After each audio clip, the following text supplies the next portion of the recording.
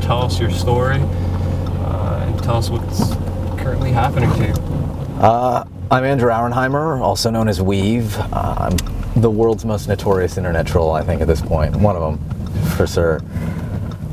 It was June of 2010, and there was a public AT&T web server, no password, no firewall, public web server. And this web server published AT&T iPad 3G user email addresses. There was a number at the end of a URL, and if you added one to this number, like turning to the next page, you might see the next email address.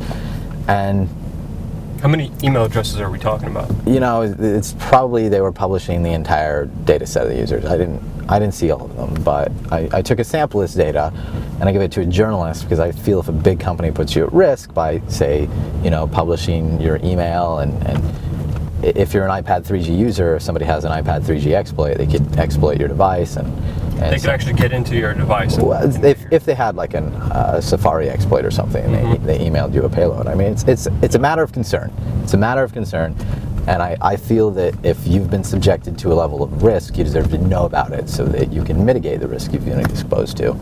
And now I've been convicted of 2 5-year felonies, consecutive 5-year felonies, for taking data from a public web server and giving it to a journalist. This is available for everybody, not just yourself. That's correct. It was on the open internet. So you didn't hack anything or technically do anything that wasn't publicly available? Yes, that's correct. And now, what exact felonies, like what are the names of them? USC 1030, 1030A2C, that's conspiracy to unauthorized access to a computer device, and USC 1028A, identity theft. But the company made them available. Yes, they put them on the open internet. They've admitted on the stand that they published this information, and that's apparently a violation of the Computer Fraud and Abuse Act. This is a law written in 1986, before there was the internet, before HTTP had been invented, and every computer at that point that was like a network server was accessed via dial-up, you know, with a modem. There was no like global electronic network outside of academics, and it really wasn't like, if you were accessing a system, it was something very personal. You know, you had been given explicit credentials to access that server. But the definition of a protected computer under the CFAA is any computer with a network connection. So you access servers without authorization every day. Google hasn't given you permission to do a Google search, right? So anybody arbitrarily, no matter what website you click on, what web form you fill out, if later the web operator decides they just don't like you, if you embarrass them or you criticize them in the wrong way, then you too can be convicted under this statute. Is that why you think they're personally going after you? I mean, this case really doesn't make any sense. I mean, what is your reasoning for it? Like, why do you think this is happening to you? Well, R. David Halsey, even on the stand, he was one of the AT&T employees, and he sent an email at the time this event occurred that said there was no security bypassed. I don't know why the FBI is involved. There's just no case here. I just don't see it. Those were R. David Halsey's words on the stand. And like any reasonable person knows, any modern person, it's universally understood that if you publish something on the internet, like it's on the open internet. It's there. And then you tried to do the right thing. You gave it to a journalist. Yeah. You didn't make it public. You didn't use it for, you didn't sell the emails, or Correct. You didn't do anything malicious with it. And how can they ever even put an identity fraud on you, or identity theft? Well, identity theft is a possession charge. So a phone book under the USC 1028 statute, possession of a phone book is a criminal act because it includes physical addresses. Like there's Luna Pizza here on this street. If I read off their address by USC 1028, you can be convicted. There's a great book by a former federal prosecutor. It's called 3 Felonies a Day, and it describes how every man, woman, and child in the United States can be federally indicted. Like, all federal prosecutions are arbitrary, and they criminally try to disrupt people's liberty and suppress speech critical of governments and powerful people by just throwing an indictment on anybody that says anything that they don't like. So what's next in your case? Because did the judge find you guilty of these 2? Well, the jury found me guilty, and the judge will sentence me in about 90 days, and the appeal process technically starts there, though my appeals team is meeting this Monday,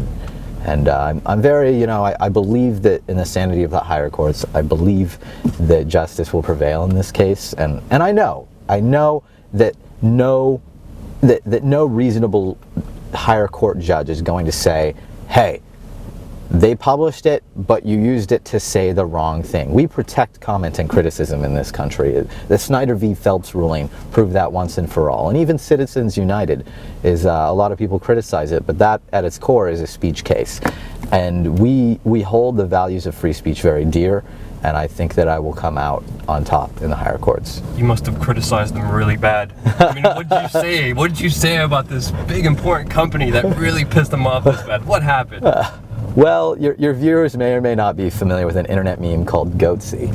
And goatsy is a term for a very old image. I was probably like 13 the first time I saw it, of a guy holding open his anus about this wide. You know, my security firm is called Goatsy Security. The motto was "Gaping holes exposed," and I've made Goatsy an inexorable part of AT&T's corporate history. They aren't appreciative of that. And my last question is, how has your life changed because of all this? It's impossible to work. The feds show up to any potential employers and say this guy's a criminal. You know, like. Really? Yeah. My employment has to be pre-approved, which generally by the federal government. By the federal government. Yes. Really? I'm not allowed to touch computers. I can touch a smartphone now. Is that what the judge told you? Yeah, that's you can't even go near a computer. These are bail conditions. So what are the bail conditions? I have to maintain residency. I can't touch computers unmonitored by the federal government. Wow. I can't. I have to get my employment pre-approved. I'm not allowed to talk to anybody in Goatsy Security or any of my potential witnesses or co-defendants. So how do you go? Like, say you want to use a computer right now. What do you have to do to use a computer? I have to give it to pretrial services, and it has to be monitored. Really? Yeah. So the federal government is watching everything you do. Yeah, and it's like it's only a Windows computer, and it can't run virtual machines, so it's like I can't really do what I did, which is Unix development. So it's sort of like I've been years without work as a result of this. Any plans in the next 90 days? Yeah, we're gonna do jet ski paintball. I look forward to that, and you know, just have some fun. Is there anything you think that our audience or anybody out on the internet, if we could do something for you, like what would one thing be? I know it's a kind of awkward question. We have a donation site, freeweev.info. That's FREEWEEV.info. And if anybody has flyer miles, we need to like fly case staff around. To here. Oh, okay, so you have lawyers in different states or countries? Yes, that's correct. Different states. Is there a specific law firm representing you, or is Tor Eklund, PC? He's a great attorney, but he's broke. You know, he's like it's a two-man like brand new firm. He doesn't have a lot of resources. He definitely we definitely need help on this case. Like he's struggling. You know, to keep his head afloat and keep his firm going. It's not like a big law firm that has all this resources to throw at my case here. Very interesting. Anything else you'd like to add? Anything else you'd like to say? That's about it. Awesome. Well, thank you so much for your time. Best of luck. And if there's any way we could help with anything, or even if our audience could be there for you somehow, maybe making some of your wishes come true. Maybe there's a paintball owner somewhere out there. I need some jet skis, you know. I would like to have a big jet ski paintball tournament. The community's out there. We know that through Reddit. So we hope the community does come through and does help out. All right, awesome. And I think you're well deserving of any help before you face the wrath of AT&T and all these other corporate monsters. Yeah, indeed.